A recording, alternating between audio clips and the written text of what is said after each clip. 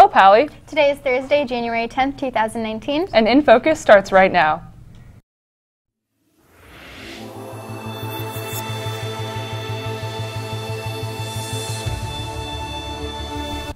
The winter rally is coming up soon. And Trump's address to the nation on the growing crisis at the border. All that and more is coming up on today's show. Welcome to INFocus. I'm Maddie Drucker. And I'm Myrna Vade. There's a lot going on around campus. Here's some important announcements from today's campus bulletin. Cookies on the Quad was this morning, but ASB has a ton of other events planned for this semester. The next of which is Club Day. It will take place Friday, February 1st, and applications are due to Mr. Hall by the 22nd of January at 3:30 p.m.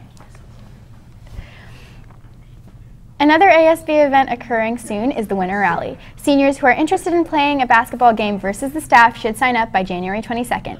Varsity basketball players are not allowed to sign up, but anyone who wants to get out and shoot some hoops should sign up at the link on the screen. Moving on now from what's going on around campus to what's happening in the world and locally today. Let's take a look at what's topping today's headlines in today's News Minute.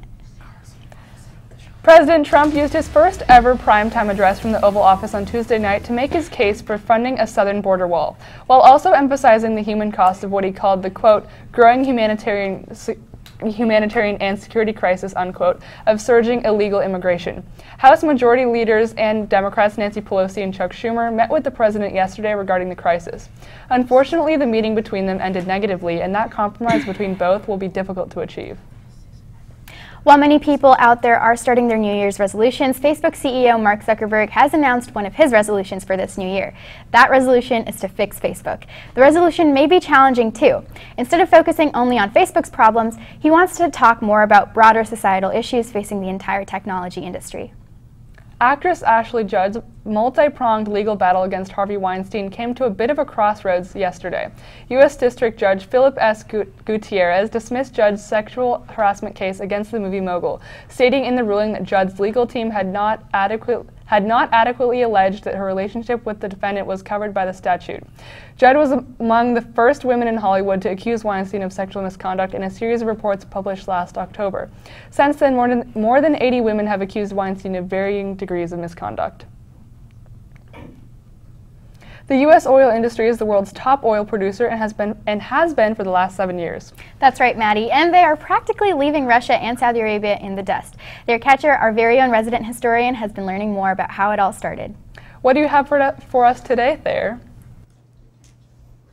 Yeah, the United States is a world leader oil production, and on this day in 1901, a drilling derrick at Spindletop Hill near Beaumont, Texas, produced an enormous gusher of crude oil, coating the landscape for hundreds of feet and signaling the advent of the American oil industry. Spindletop experienced a second boom starting in the mid-1920s when more oil was discovered at deeper depths. In the 1950s, Spindletop was mined for sulfur. Today, only a few wells still operate in the area. That's all for me. Back to you.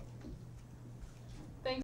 Pally Sports have been doing pretty well this winter season. And Max is in the studio now with the latest update for Pally Sports.